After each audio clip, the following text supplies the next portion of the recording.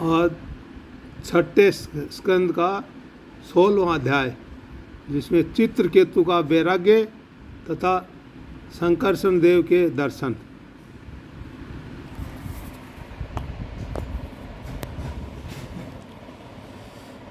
श्री सुखदेव जी कहते हैं, परीक्षित, तदंतर देव ऋषि नारद ने मृत राजकुमार के जीव आत्मा को शोकाकुल स्वजनों के सामने प्रत्यक्ष बुलाकर कहा।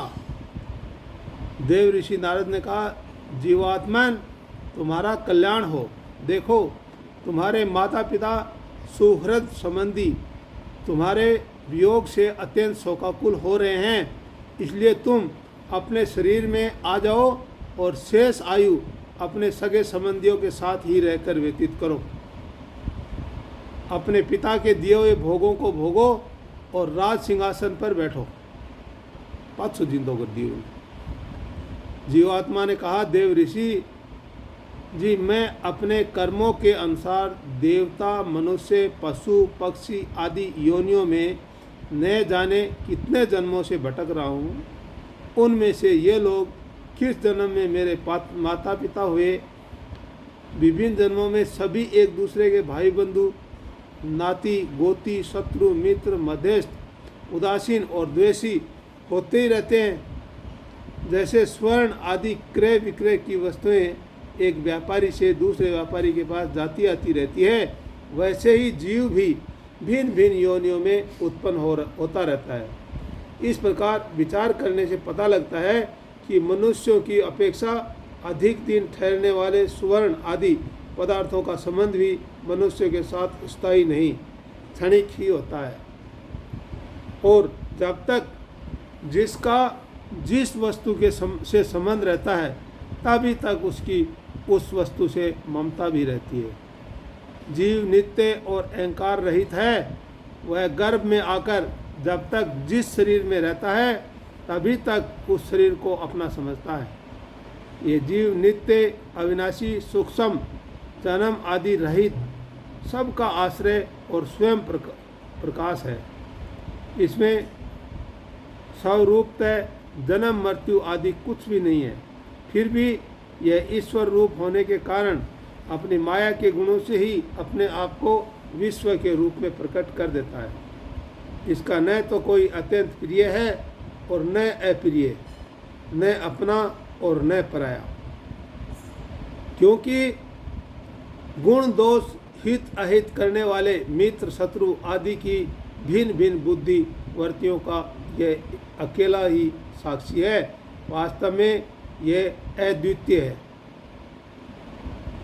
ये आत्मा कार्य कारण का साक्षी और स्वतंत्र है, इसलिए यह शरीर आदि के गुण दोष अथवा कर्म फल को ग्रहण नहीं करता, सदा उदासीन भाव से स्थित रहता है।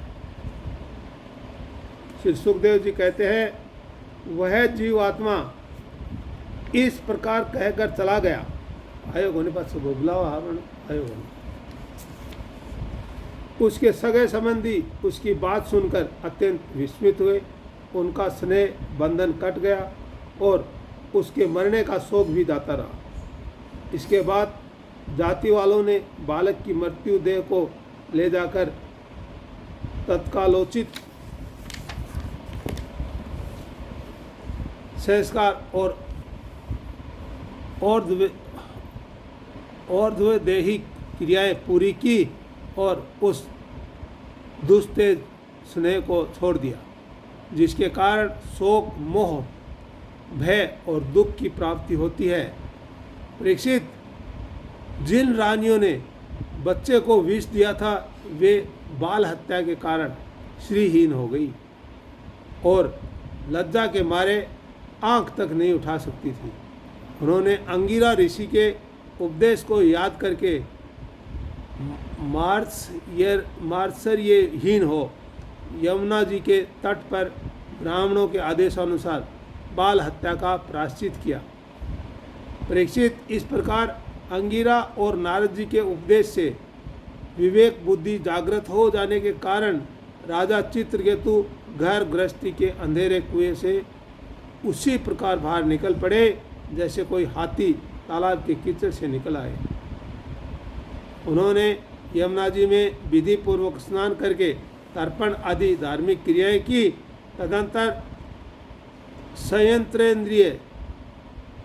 संयंत्रेंद्रिय और मौन होकर उन्होंने देव ऋषि नारद और महर्षि अंगिरा के चरणों की वंदना की।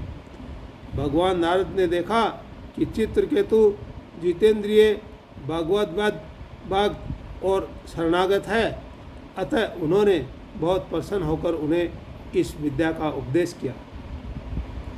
देव ऋषि नारद यूँ उपदेश किया, ओमकार स्वरूप भगवान, आप वासुदेव, प्रद्युम्न, अनिरुद्ध और संकर्षण के रूप में क्रमशः चित्त, बुद्धि, मन और अहंकार के अधिष्ठता हैं। मैं आपके इस चातुर्व्यूह रूप का बार बार नमस्कार करता हूँ, नमस्कार पूर्वक ध्यान करता हूँ। आप विशुद्ध विज्ञान स्वरूप हैं, आपकी मूर्ति परमानंदमयी है, आप अपने स्वरूपभूत आनंद में ही मग्न और परम शांत हैं। द्वैत दृष्टि आपको छू तक नहीं सकती। मैं आपको नमस्कार करता हूँ। अपने स्वरूपभूत आनंद की अनुभूति से ही आपने माया जनित राग, द्वेष और दोषों का तिरस्कार कर रखा है। मैं आपको नमस्कार करता हूँ। आप सबकी समस्त इंद्रियों के प्रेरक, परम महान और विराट स्वरूप हैं। मैं आपको नमस्कार करता हूँ। मन सहित वाणी आप तक न पहुंचकर बीच से ही लौट आती है। उसके उपरत हो जाने पर जो अद्वितीय नाम रूप रहित चेतन मात्र और कार्य कारण से परे की वस्तु रह जाती है, वह हमारी रक्षा करे। ये कार्य कारण रूप जगत जिनसे उत्पन्न होता है, जिनसे स्थित है और जिनमें लीन होता है, तथा जो मिट्टी की वस्तुओं में व्याप्त मृत्तिका के समान सब में ओतप्रोत है, उन पर ब्रह्म स्वरूप आपको मैं नमस्कार करता हूँ। यद्यपि आप आकाश के समान बाहर भीतर एक रस व्याप्त हैं, तथापि आपको मन, बुद्धि और ज्ञानेंद्रियां अपनी ज्ञान शक्ति से नहीं जान सकती और प्राण तथा कर्मेंद्रियां अपनी क्रिया रूप शक्ति से स्पर्श भी नहीं कर सकती। मैं आपको नमस्कार करता हूँ। शरीर, इंद्रिय, प्राण, मन और बुद्धि जागृत तथा स्वप्न अवस्थाओं में आपके चैतन्यांश से युक्त होकर भी अपना अपना काम करते हैं, तथा सुषुप्ति और मूर्छा की अवस्थाओं में आपके चैतन्यांश से युक्त न होने के कारण अपना अपना काम करने में असमर्थ हो जाते हैं। ठीक वैसे ही जैसे लोहा अग्नि से तप्त होने पर जला सकता है, अन्यथा नहीं। जिसे दृष्टा कहते हैं, वह भी आपका ही एक नाम है। जागृत आदि अवस्थाओं में आप उसे स्वीकार कर लेते हैं। वास्तव में आपसे पृथक उनका कोई अस्तित्व नहीं है। ओमकार स्वरूप महाप्रभावशाली महाविभूतिपति भगवान महापुरुष को नमस्कार है। श्रेष्ठ भक्तों का समुदाय अपने कर कमलों की कलियों से आपके युगल चरण कमलों की सेवा में संलग्न रहता है। प्रभु, आप ही सर्वश्रेष्ठ है। मैं आपको बार बार नमस्कार करता हूँ। श्री सुखदेव जी कहते हैं, परीक्षित, देव ऋषि नारद अपने शरणागत भक्त चित्रकेतु को इस विद्या का उपदेश करके महर्षि अंगिरा के साथ ब्रह्मलोक को चले गए। राजा चित्रकेतु ने देव ऋषि नारद के द्वारा उपदिष्ट विद्या का उनके आज्ञा अनुसार 7 दिन तक केवल जल पीकर बड़ी एकाग्रता से के साथ अनुष्ठान किया। तदंतर उस विद्या के अनुष्ठान से 7 रात के पश्चात राजा चित्रकेतु को विद्याधरों का अखंड आधिपत्य प्राप्त हुआ। इसके बाद कुछ ही दिनों में इस विद्या के प्रभाव से उनका मन और भी शुद्ध हो गया। अब वे देवाधिदेव भगवान शेष जी के चरणों के समीप पहुँच गए। उन्होंने देखा कि भगवान शेष जी सिद्धेश्वरों के मंडल में विराजमान है, उनका शरीर कमल नाल के समान गौरवपूर्ण है। उस पर नीले रंग का वस्त्र फहरा रहा है, सिर पर करीट, पाँवों में बाजूबंद, कमर में करघनी और कलाई में कंगन आदि आभूषण चमक रहे। नेत्र रत्नारे और मुख पर प्रसन्नता छा रही है। भगवान शेष का दर्शन करते ही राज ऋषि चित्रकेतु के सारे पाप नष्ट हो गए। उनका अंतःकरण स्वस्थ और निर्मल हो गया। हृदय में भक्ति भाव की बाढ़ आ गई। नेत्रों में प्रेम के आंसू छलक आए। शरीर का एक एक रोम खिल उठा। उन्होंने ऐसी ही स्थिति में आदि पुरुष भगवान शेष को नमस्कार किया। उनके नेत्रों से प्रेम के आंसू टप टप गिरते जा रहे थे।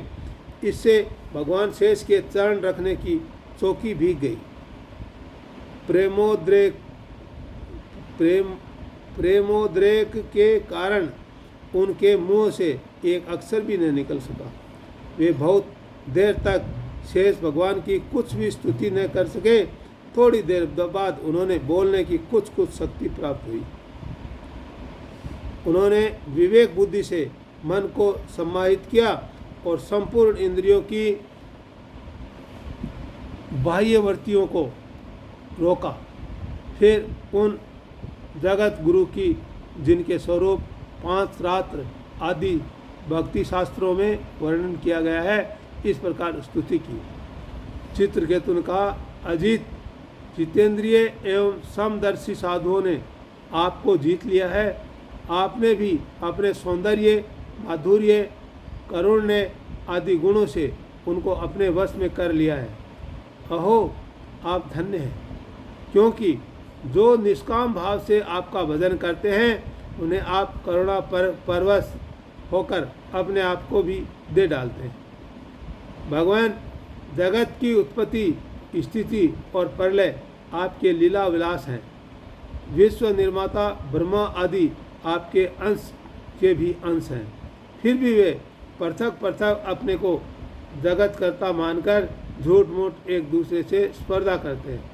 नन्हे से नन्हे परमाणु से लेकर बड़े से बड़े महत्व पर्यंत संपूर्ण वस्तुओं के आदि, अंत और मध्य में आप ही विराजमान हैं तथा स्वयं आप आदि, अंत और मध्य से रहित है, क्योंकि किसी भी पदार्थ के आदि और अंत में जो वस्तु रहती है वही मध्य में भी रहती है।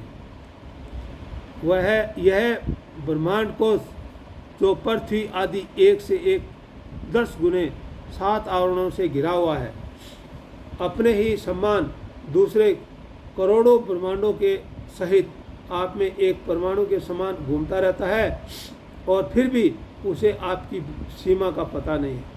इसलिए आप अनंत हैं। जो नर पशु केवल विषय भोग ही चाहते हैं, वे आपका भजन न करके आपके विभूति स्वरूप इंद्र आदि देवताओं की उपासना करते हैं। प्रभु, जैसे राजकुल का नाश होने के पश्चात उसके अनुयायियों की जीविका भी जाती रहती है, वैसे ही क्षुद्र उपास्य देवों का नाश होने पर उनके दिए हुए भोग भी नष्ट हो जाते हैं। परमात्मन, आप ज्ञान स्वरूप और निर्गुण है, इसलिए आपके प्रति की हुई सकाम भावना भी अन्य कर्मों के समान जन्म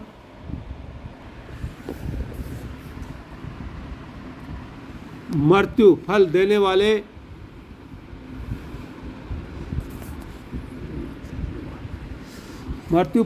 वाले नहीं होते। जैसे भुने हुए बीजों से अंकुर नहीं उगते, क्योंकि जीव को जो सुख दुख आदि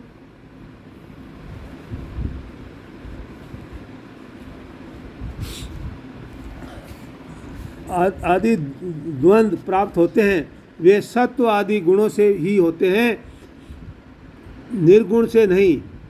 हे अजीत, जिस समय आपने विशुद्ध भागवत धर्म का उपदेश किया था, उसी समय आपने सबको जीत लिया, क्योंकि अपने पास कुछ भी संग्रह परिग्रह न रखने वाले, किसी भी वस्तु में अहंता ममता न करने वाले आत्माराम सनकादि परम ऋषि भी परम साम्य और मोक्ष प्राप्त करने के लिए उसी भागवत धर्म का आश्रय लेते हैं। वह भागवत धर्म इतना शुद्ध है कि उसमें सकाम धर्मों के समान मनुष्यों की वह विषम बुद्धि नहीं होती कि यह मैं हूँ, ये मेरा है, ये तू है, ये तेरा है।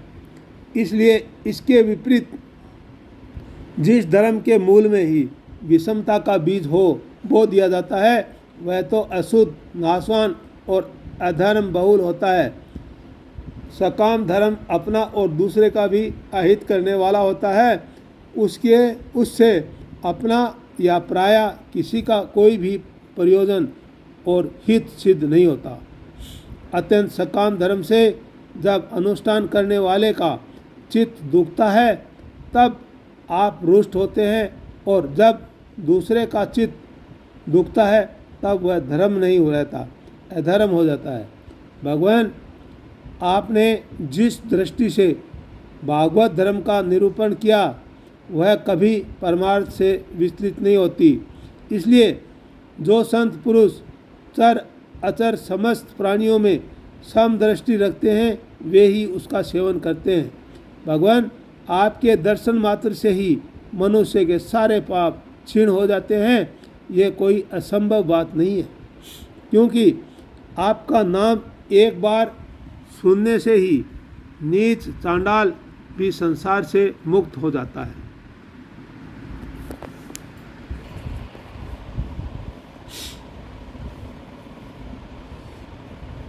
भगवान, इस समय आपके दर्शन मात्र से ही मेरे अंतःकरण का सारा मल धुल गया है।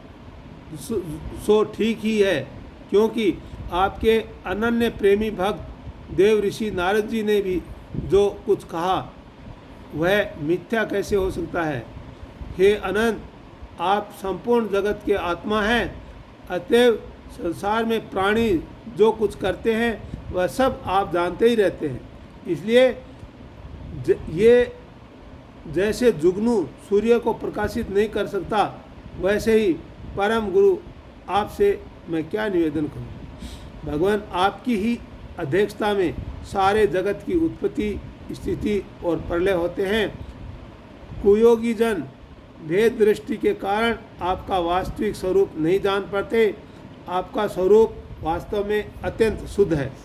मैं आपको नमस्कार करता हूँ। आपकी चेष्टा से शक्ति प्राप्त करके ही ब्रह्मा आदि लोकपालगण चेष्टा करने में समर्थ होते हैं। आपकी दृष्टि से जीवित होकर ही ज्ञानेंद्रियां अपने अपने विषयों को ग्रहण करने में समर्थ होती है।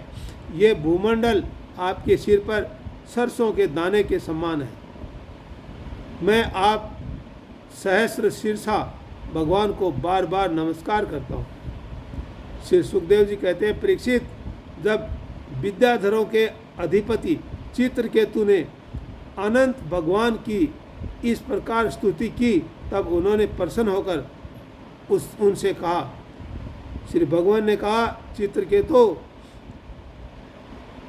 देव ऋषि नारद और महर्षि अंगिरा ने तुम्हें मेरे संबंध में जिस विद्या का उपदेश दिया है, उससे और मेरे दर्शन से तुम भली भांति सिद्ध हो चुके हो। मैं ही समस्त प्राणियों के स्वरूप में हूँ, मैं ही उनका आत्मा हूँ और मैं ही पालन करता भी हूँ। शब्द ब्रह्म यानी वेद और पर ब्रह्म दोनों ही मेरे सनातन रूप हैं। आत्मा कार्य कारणात्मक जगत में व्याप्त हैं और कार्य कारणात्मक जगत आत्मा में स्थित है, तथा इन दोनों में मैं अधिष्ठान रूप से व्याप्त हूँ और मुझ में ये दोनों कल्पित हैं।